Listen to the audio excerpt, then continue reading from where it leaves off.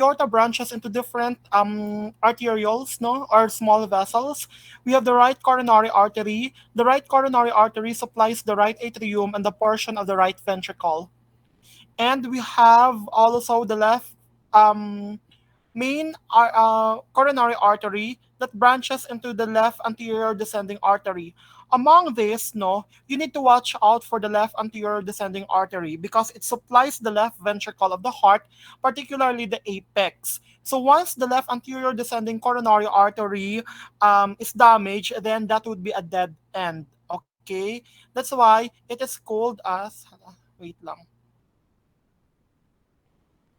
Parang entire screen pa lang aking na it must be Windows. Ayan. So for example, if the right coronary artery or left anterior descending coronary artery is damaged, as I have mentioned, it is already a dead end because it supplies the apex or the apex of the heart and the entire left ventricle. So that's why this artery is also called as the widowmaker. Then we have the circumflex artery that supplies the posterior portion of the heart. So the right and left circumflex artery. So again, right coronary artery, it supplies the right atrium and the right ventricle. And then left coronary artery, it supplies the left atrium and part of the left ventricle, and it branches into the left anterior descending artery that supplies the entire left ventricle and the apex of the heart. So this is severely damaged and MI.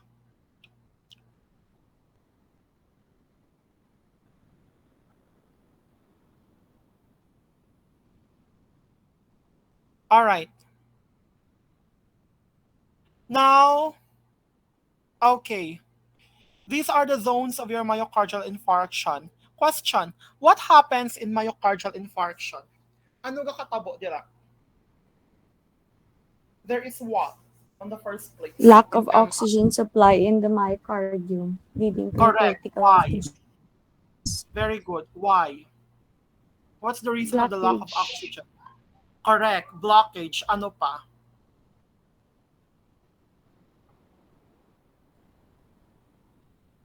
Ano pa? That's one. Blockage. And that blockage. Atheroma in the vessels. Correct. What else? Hardening of the vessels. Mm-hmm. Yes, correct. Ano pa? Don't forget the rupture of your vessels. Okay? The hardening of the vessels, the rupture, atheroma formation, and blockage. Now, if ever no there is blockage in the distal portion of the heart, what will happen? What will happen, Langga? Lack, gamay lang ang oxygenated blood na mapabot sa heart. Okay, very good. Causing what we call ischemia, and then later on it leads to infarction.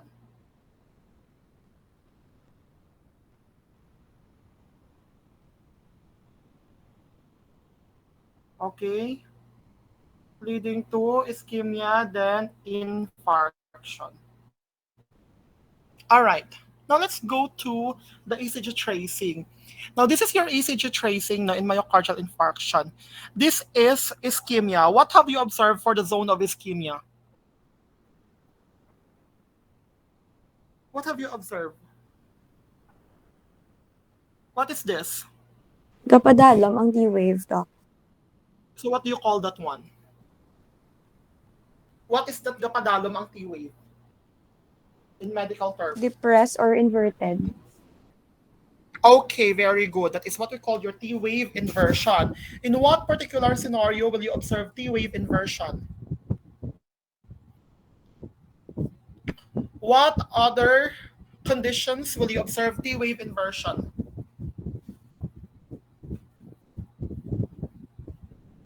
Then pa, Kung AV aside node from ang that. ga-function in the SA node, Very common. What particular electrolyte imbalance will you observe T-wave inversion? hypokalemia, Okay, that is present in patients with hypokalemia. But what is the peculiarity of T-wave inversion in MI or in ischemia, myocardial ischemia, compared with that of infarction. Na mahamba ka, ay, this is just plain and simple myocardial ischemia. Or mahamba ka, oh my God, this is already MI. Ano? Sa Presence of QRS, complex. asystole. No. T-wave inversion danay kita. Don't go beyond it. So T-wave inversion, nga mahambal ka, ay, this is ischemia pa lang, ay, this is infarction already. Ay, this is hypokalemia lang, ay, this is infarction na. Oh. Anybody?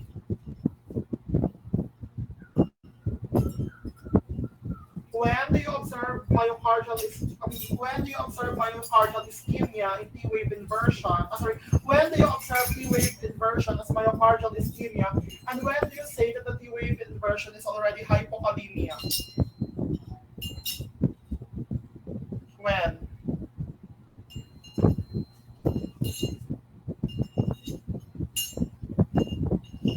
You're getting there na. Kulang lang sa push. Go ahead. Okay, this is myocardial infarction if it involves two or more leads. Okay, and these leads are continuous. Let's say T-wave inversion in both V1 and V2, T-wave inversion in both V3 and V4, or T-wave inversion in V4 and V5. Basta sunod siya nga contiguous leads na T-wave inversion, then you suspect for myocardial ischemia. Pero if isa lang siya ka-wave, you suspect for hypokalemia. Okay? Now, what have you observed in the second ECG reading? Di ba naka-ECG na kita? Gimuna ko gani ang ECG para ma-master niyo. Okay, what have you observed in the second ECG reading? Ang SR sa positive deflection. Okay, very good. What do you call that? That is what?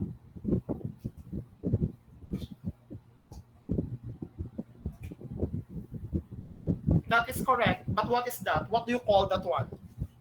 Let me see. Let me check. Long present. Arthur. What do you call the tracing in the second ECG? Arthur.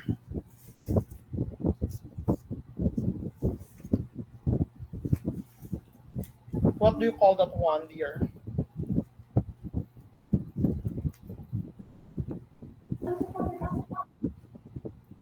Yes. What is that? Alright, oh, klarong-klaro siya. It shows a chair configuration. Oh, what is that?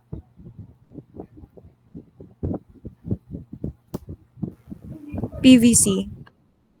No. Ano gani ang definition sa PVC is a bizarre-looking QRS complex. That is not a bizarre-looking QRS complex. There is no widening of your QRS. Para di ba ang S dapat gapanaog? Pero siya nagpaibabaw. Very common gid na. You will classify that as one. What? May classification na siya, di ba? Di ba your MI is classified as ST segment elevation or non-ST segment elevation. So that is already your ST segment elevation. If there are more than two small squares increase in the ST segment, then that is already classified as ST segment elevation. Again, I repeat, how many small squares elevated? 2. More than? Okay, take note ha. Pag more than 2 squares, ST segment elevation. Kung nagtaas-taas lang na siya gamay, kag hindi siya more than 2 squares, base early repolarization lang. Okay? What is repolarization, gani? If you could remember, Resting this is state. already the Resting resting state. state. Okay? So base nag-early repolarization lang siya. Okay, what have you observed? So that is in the zone of injury. What have you observed in the zone of infarction? Still there is ST elevation. Elevation. Okay? All right. Sige. Let's continue. Klaro kita diha? So remember that in myocardial infarction, there could be transmural, subendocardial, and intramural infarction. Among these, transmural is the most deadliest among all because it damages from the start of the layer up to the end of the layer. In the subendocardial infarct, that's below the endocardium, while intramural, it's in the mural space of the heart. Now, what are the two general classifications of your myocardial infarction? I'll just note it here. We have the non-ST segment elevation myocardial infarction, wherein the entire blood vessel is occluded. Again, it's the entire blood vessel that is occluded. The second one is the non-ST pala. Sorry, this is STEMI. This is STEMI ha. The entire blood vessel is occluded is your ST segment elevation MI. While in your non-ST segment elevation myocardial infarction, non-STEMI, it's just a part of the vessel that is occluded.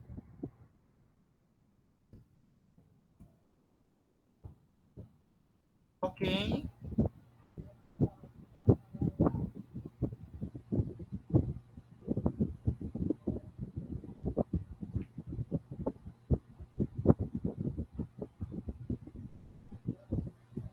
So between the two, which is more detrimental? Is it the ST segment elevation or the non-ST segment elevation? Sure. ST segment. Of ST course, segment. because the entire vessel is occluded. Wala ka na daya mahimo. Yeah, it's ipatay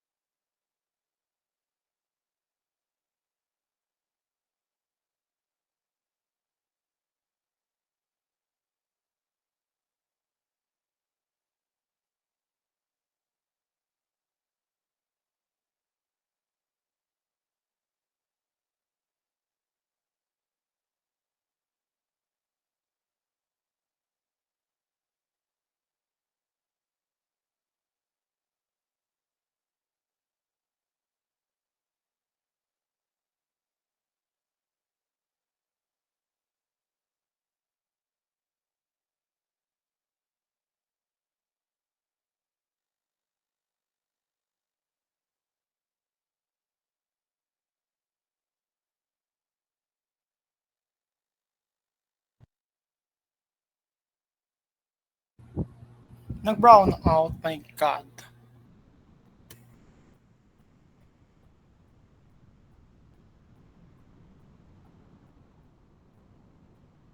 While in your for your STEMI, as I have mentioned, the entire blood vessel is occluded, while in the non-STEMI, a part of the vessel is occluded. All right. So what will be the signs or the clinical manifestations for patients with myocardial infarction? Just remember, because of the imbalance in the oxygen supply and demand, you will have the pain. Okay, how are you going to describe the pain? Actually, ara na dao. It is what? It's a crushing, Colic. Severe. excruciating. Ay, naman na ba anak ko nga daw may ma-mention tayo colicky ha? When do we observe colicky pain? San o? Hindi, na di sa MI ha? When do we observe colicky pain? Pati ang kugitan ginadawin na Abdominal, habaw Doc. colicky. Sorry, Doc. Ha? Sa diin ka Abdominal. di ba, colicky pain kita sa mga tubular structure. Kasi your heart has a tubular structure, ano yung nasa OPD lang. Si OPD lang ng tubular structure ng heart, ha? So we don't expect colicky pain for patients with myocardial infarction. Okay? Ano na, crushing, excruciating, severe and prolonged. It is not relieved by rest or nitroglycerin. What particular disease entity presents with chest pain that is relieved by rest and nitroglycerin? Napaghatag mo sa iya, ay hala na relieve sa iya sang rest and nitroglycerin. Ano? Angina pectoris. Okay, angina pectoris. Very good.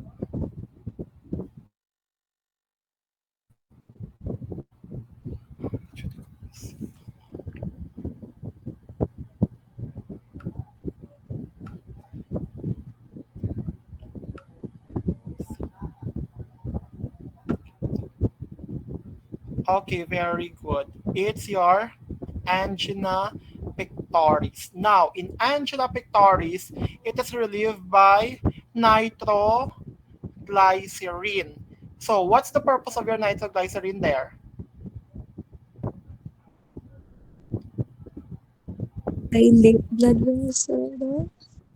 Okay, it will dilate the blood vessel so that the heart will be more perfused. Okay? Okay. All right. Now, where is the radiation of pain?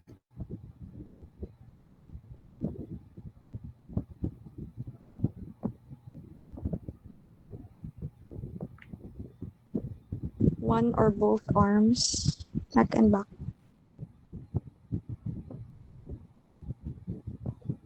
What particular area? Is it the left or the right?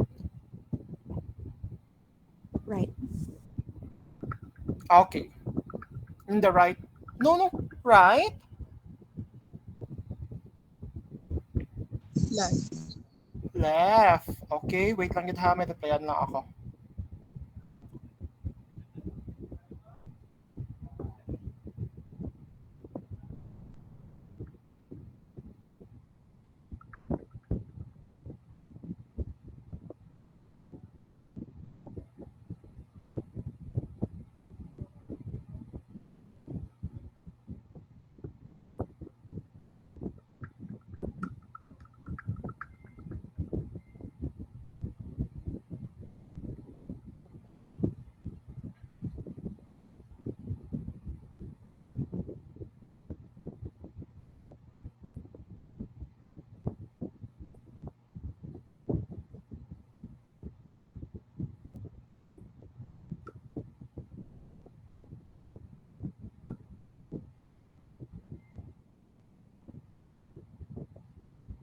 Wait lang gid guys ha.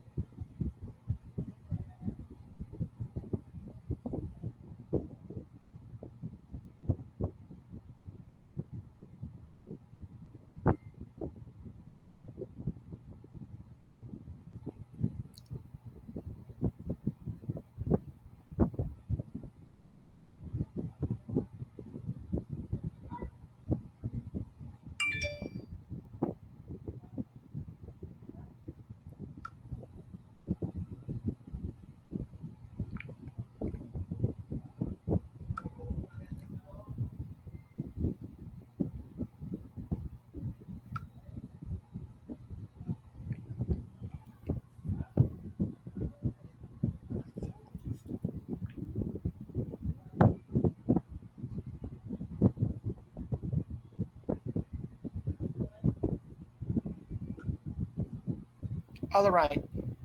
So continue tayo, no? This is unrelieved by rest or nitroglycerin. Your nitroglycerin is vasodilator, so it will dilate the vessel so that there will be enough blood flow to that particular area of the heart. Now, in the next picture, you have your Levine sign. Okay, this is the classic Levine sign, which is present in patients having angina pectoris, wherein they can localize the pain. So what will be the clinical manifestations of patients having myocardial infarction? They will have anxiety and apprehension, the signs of shock, fever, and acute pulmonary edema. This is due, the anxiety and apprehension is due to the chest pain. The shock is due to the ineffectiveness in the pumping action of the heart. The fever is due to the damage, no? The damage in the myocardium that causes an inflammatory response. So pag nag-increase ang imong inflammatory response, naga-trigger man na dayo ng imong body cells, no, to produce your pyrogenic substances.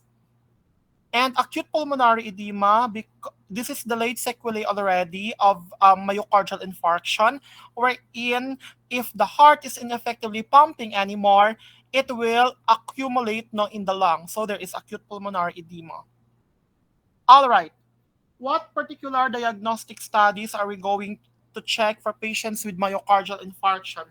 Number one is CKMB. Your creatinine kinase MB is an enzyme that is highly specific in the heart. So, an elevated of your CKMB would signify an early myocardial infarction. What else? Aside from early myocardial infarction, what are other um manifestations, no? Um, will you suspect if there is elevated CKMB? Number one, there is early MI. Na-catch agad. So, elevated ang iyang CKMB. What else?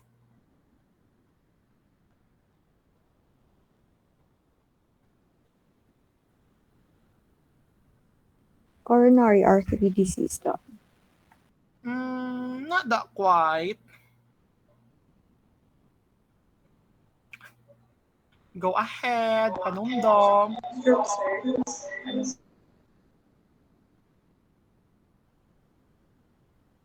Angina pectoris, Doc. Ano? Then. Stroke, Doc. Mas naglayo. CKD, Doc. Reinfarction. Reinfarction, it's a sign that there is reinfarction. So meaning, it is an indicative of early MI or tama pa kaaga yung mga MI, but it is also a sign of reinfarction. Okay? Clear? Yes, Doc.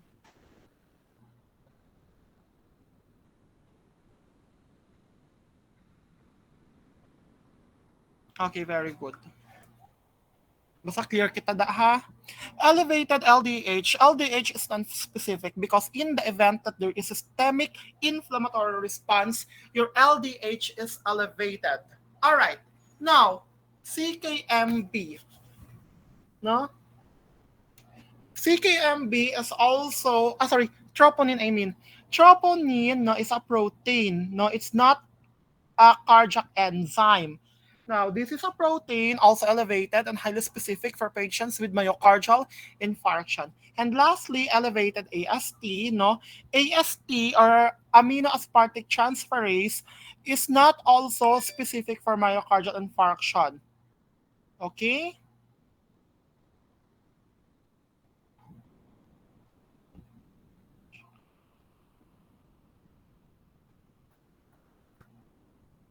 It's not also specific for patients with myocardial infarction because it can be also elevated to patients having liver disease.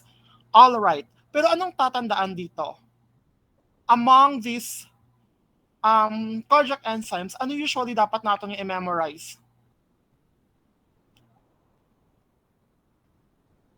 CKMB, May daw dapat. gina-memorize ka tada. I mean, ano ang gina-memorize tada? You have to memorize saan o siya naga-peak and saan o siya naga-decline. And that will be your assignment, ha? You're not going to pass that, but it will come out in your exam. Saan o naga-peak ang CKMB? Saan o naga-rise? Saan o naga-rise? Saan o naga-peak? Kag saan o naga-decline? Okay?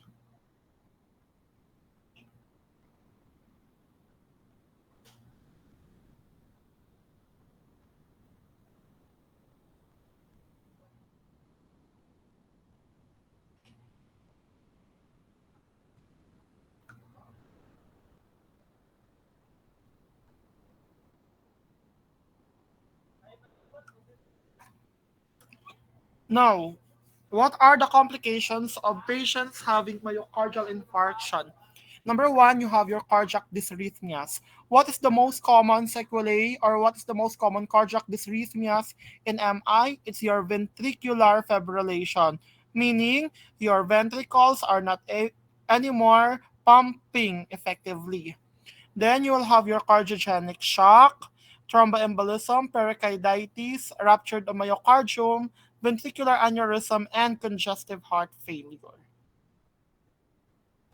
So this is the pathophysiology no, of your myocardial infarction. Because of the myocardial ischemia, there is decrease in contractility, and that leads to decreased cardiac output, leading to decrease in BP and decrease in arterial perfusion that will aggravate further myocardial ischemia. Now, another thing is a decrease in cardiac output can also increase the pulmonary blood volume, thereby increasing the intrapulmonary pressure, causing hypoxia. Now, for your ECG, you have the you have to look for the P wave, PR interval, QRS, ST segment, and T wave. Now, among these ECG, where do we find abnormalities in MI? Sige, ST ihambal, segment. di inda dampi. ST segment. ST segment, correct. Din pa. T-wave. T waves. Ha? T T-wave, wave, T. Doc. correct. Okay. Ano pa?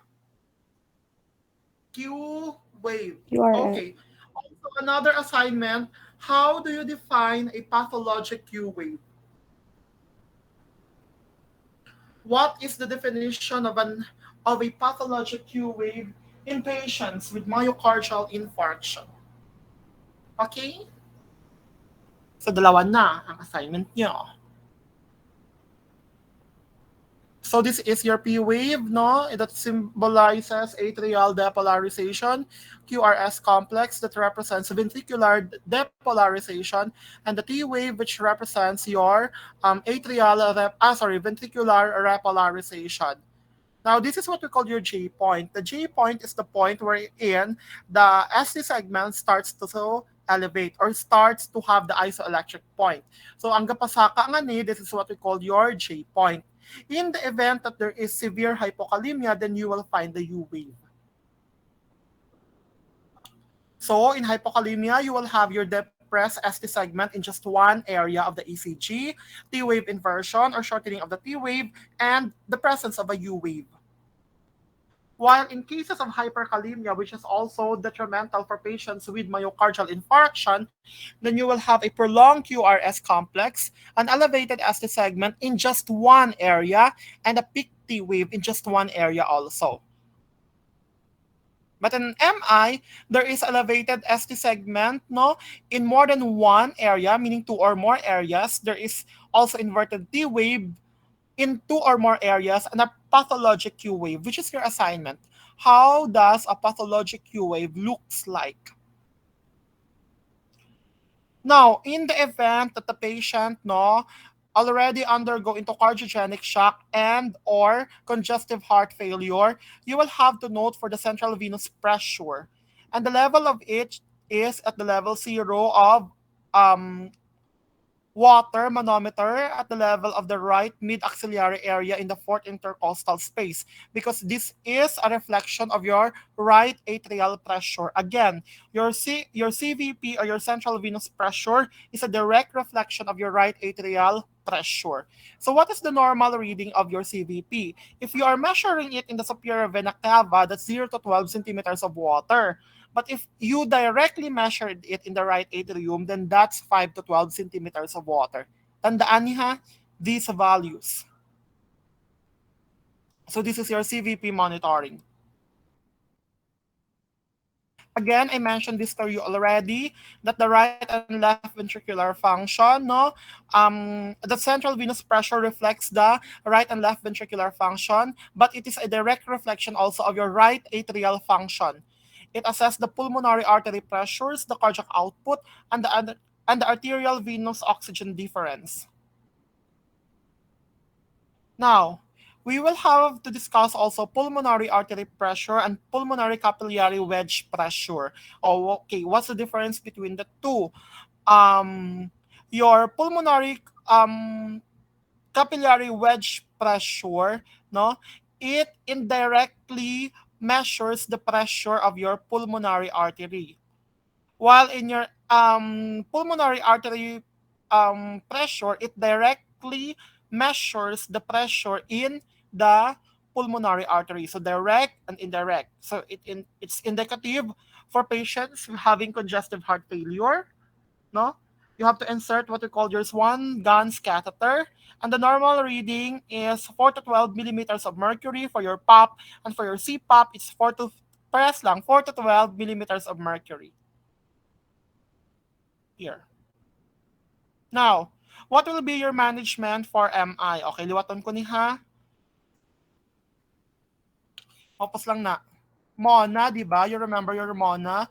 You give your morphine for pain, but you have to make sure that the RR is more than 12 because morphine can cause respiratory depression.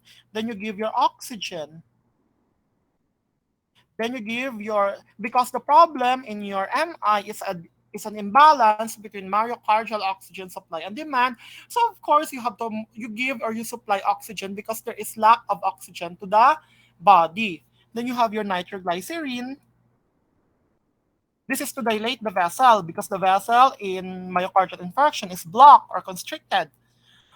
A. Aspirin. What is aspirin? Is it an antiplatelet or anticoagulant? Gulant, Doc. Hmm? Liwat. SF-SF. Siguraduha. Anticoagulant. Ay, liwat gid. No. What is aspirin? Is it an antiplatelet? Di ba there are only two types of anticoagulant? You have your heparin and warfarin. What is um ano to? What is aspirin? What's the action of your aspirin? Ginahatag yun na per me. Sige na. Anti-platelet, Doc. Okay, it inhibits platelet aggregation. So that's the reason why your aspirin is not an anticoagulant, it's an antiplatelet. Okay? Tandaan ha, aspirin is antiplatelet. It's not an anticoagulant. Sabi mo na, aspirin. Okay. Then, sa punanta, para kompleto ang task, ang class niya, Mona Lisa, di ba? Kompleto ang cast. L, lidocaine. Ayan. What is the category of your lidocaine? Kahit may magsabat ng anesthesia, ha? Anesthetic agent. Nag-exam kita sini. What is the category Class of your 1B. lidocaine? Okay, very good. Okay, class 1B antiarrhythmic drug. So therefore, what's the purpose of lidocaine in this scenario?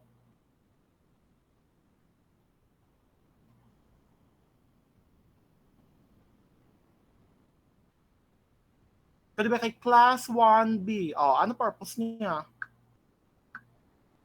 Sodium channel blocker. Ay, tapos, sige, sodium channel blocker. O tapos, ano?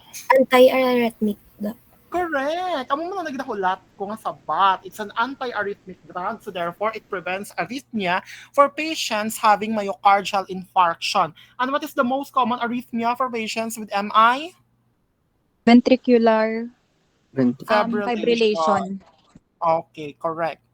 Mona Lisa. Okay. I. Alam, get. Makalam.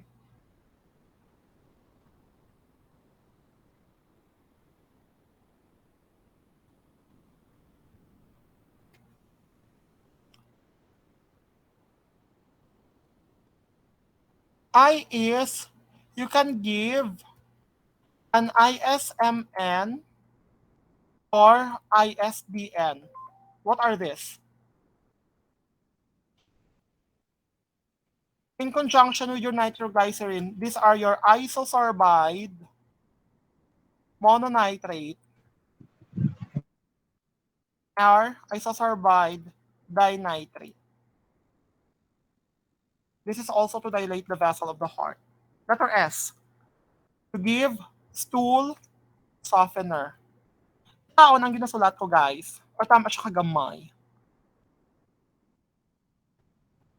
Kaya napadakoon ko siya. Kitaon, ay hindi mo siya magdako. You give stool softener. Ay, ayaw talaga. Why? Why do we have to give stool softener for these patients? Para hindi na magbagunan. You answer man dabi like a nursing student, my dear. Oh, para ano nang hindi siya magbagun. Sige na.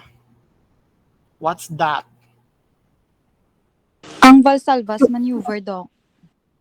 Okay, so that it will prevent straining to avoid Valsalva maneuver. Okay? Isa na lang. Ang favorite yung ginasabat, you can give an anticoagulant. Okay. What's the safest anticoagulant to be given for these patients having MI? Heparin. Okay, correct. Heparin. But what type of heparin? Heparin is correct. What type of heparin? Your low molecular Molecular weight weight. heparin. Okay, your low molecular weight heparin.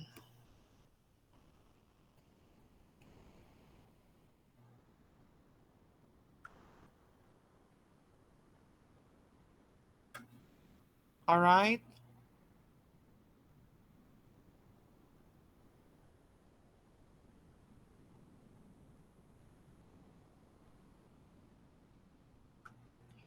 Continue tayo. What's this? Other management, I mentioned this already, supplemental O2, cardiac monitoring, percutaneous transluminal coronary angioplasty or PTCA in the event that there is severe infarction in that area, low cholesterol diet and low salt diet, and of course, bed rest. So it's here. Now, as nurses, you promote oxygen and tissue perfusion, you promote comfort, activity, and promote nutrition and elimination by giving stool softener, provide relief of anxiety, and facilitate learning. All right. Now let's go to cardiac failure.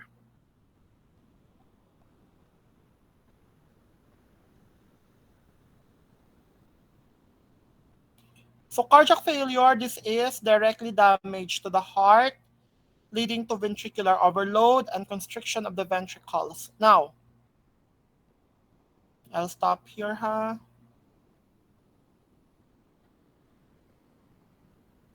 Paano na ganito? Create whiteboard. Ayan.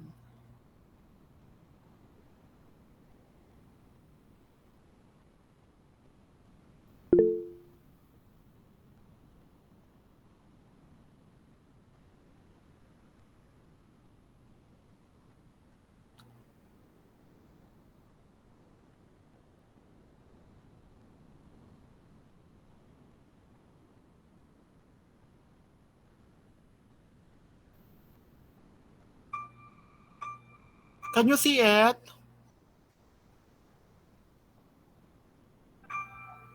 Kitaan? Yes, Doc. Okay. Sige.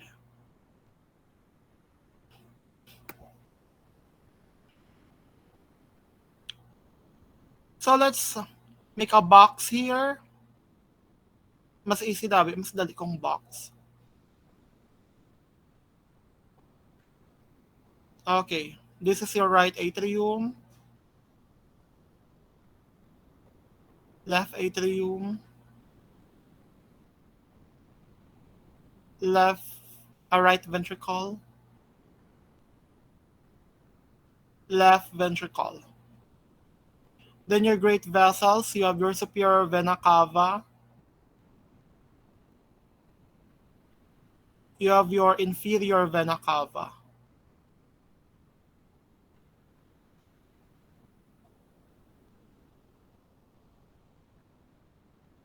Pulmonary artery, pulmonary vein, aorta. Okay. Can somebody discuss or can somebody tell the normal cardiac circulation? The normal blood flow of the normal blood flow in the heart. Go.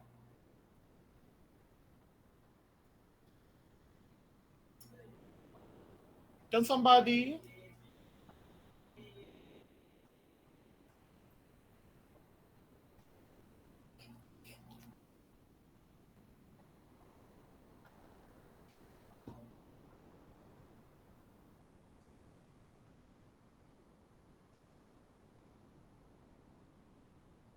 Sino to? Uy guys, that's very first year. Try lang, Doc. Go ahead. Okay, so the blood, Doc, could enter both in the superior vena cava and the inferior vena cava, and from there ma-enter into the right atrium. Then it passes through the tricuspid valve down to the right ventricle, and then from there it could pass through our pulmonic valve, which could enter into our left atrium, and from there blood could ah left atrium, then blood could enter into our pulmonic vein, then makadto sa lungs, Doc, manaog sa left ventricle, then Liwat, makadto liwat, Doc liwat. Mali, mali, ah mali. Balik. RA, then mapass into tricuspid valve, right ventricle, pulmonic valve, or your pulmonic pulmonary valve. sympathetic valve. Ano na siya? Is it pulmonary vein or pulmonary artery? Ang halin sa right ventricle, Doc. Ano yun, Doc? Yes, my dear. Ang pakadto Kaya sa lungs, gina-mention mo Doc, from RA. pulmonary Hmm. artery, Doc. Yes. Dayon makadto sa lungs, Okay, magwa dayon sa pulmonary pulmonary artery vein, then. Doc. Then sa Okay, lungs, correct. Then then artery. magwa sa pulmonary vein, makadto dayon sa Doc sa left ventricle pagwa sa aorta, Doc. Left ventricle, then aorta. Okay, very good. Now, if there is problem here, I'll change the color.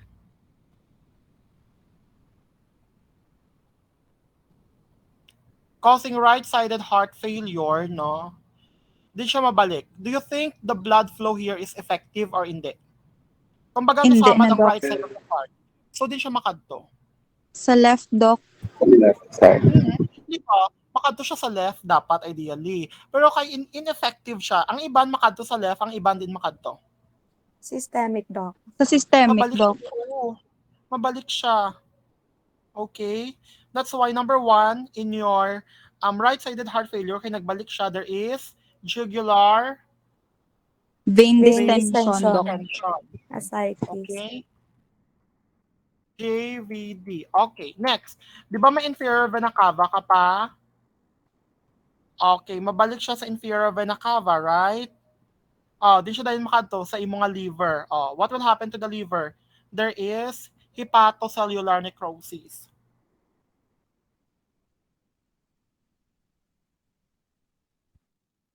Hepatocellular necrosis. Okay, question. If there is hepatocellular necrosis, what will happen? What will happen to patients having hepatocellular necrosis? Liver cirrhosis. Hindi, mega. Okay, how do you define liver cirrhosis, my dear? Sumagon tagi karon kag. How do you define liver cirrhosis? Mega, ano ang definition ng liver cirrhosis? Di ba liver cirrhosis is a change in the architectural structure of the liver. What's the most common cause of your liver cirrhosis? Alcoholism. Second most common, infection, particularly hepatitis. Imagine nyo, hepatocellular necrosis. What is the function of your liver? Ano ang mga ginapang produce niya? Bile. Okay, ano na pang produce ng liver? Bile. Ano pa?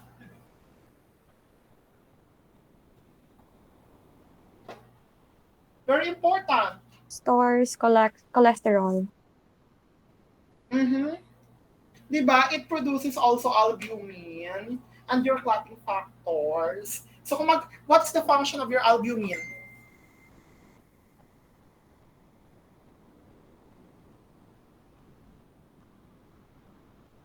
What's the function of your albumin? Para hindi mag-leak ang fluid sa bloodstream, Okay. Doc. What is that?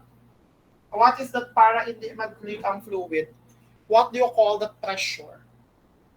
Dan, dan, dan, dan. What do you call that pressure? Osmotic pressure, Doc. Okay, your plasma osmotic pressure or your oncotic pressure. Now, in the event that there is decrease in plasma oncotic pressure, plasma pressure will happen. Decrease in plasma Edema to sa oncotic liver. pressure or plasma oncotic pressure will cause what? Patayunan yun na. Edema to sa liver daw. Okay, very good. There is what we call edema. Kasi ba, ang inyong plasma osmotic pressure tries to control, no, the amount of fluid inside the vessel. So kung magdubo siya, galing ang fluid from the vessel, kakadto siya sa tissue, causing edema. That's why in your right-sided heart failure, you will find edema, particularly dependent edema, and because also of the flow of gravity. Ano pa? So you put it there, Ascites. natakala ko magsulat na you put edema. So from hepatocellular necrosis, it can cause edema. Ano pa? Aside from edema, Hepatomegaly. hepatomegaly, correct. Ano pa? Ato minsan naghamba ka gina ascites. Okay? Ascites. Correct. Okay? Ano pa? Anorexia, Doc. Pulmonary congestion, Doc. Hoy, right-sided heart failure kita ha. We don't have pulmonary congestion in right-sided heart failure. Right-sided pa lang kita. So, hepatocellular necrosis, utang ko na lang di, ascites, dependent edema.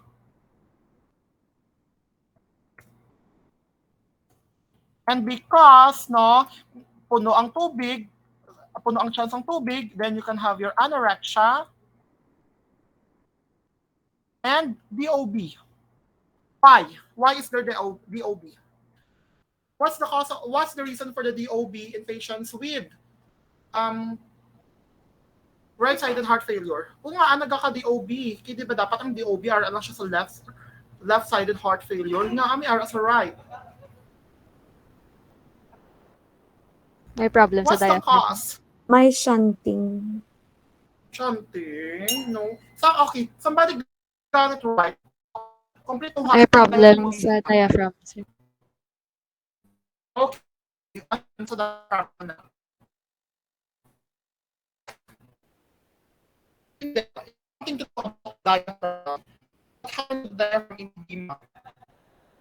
Kung may siya, isang tubig ang diaphragm, sa baba.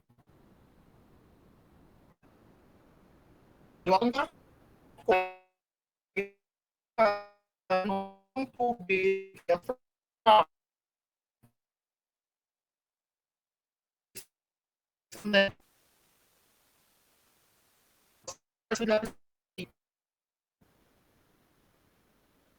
and naman siya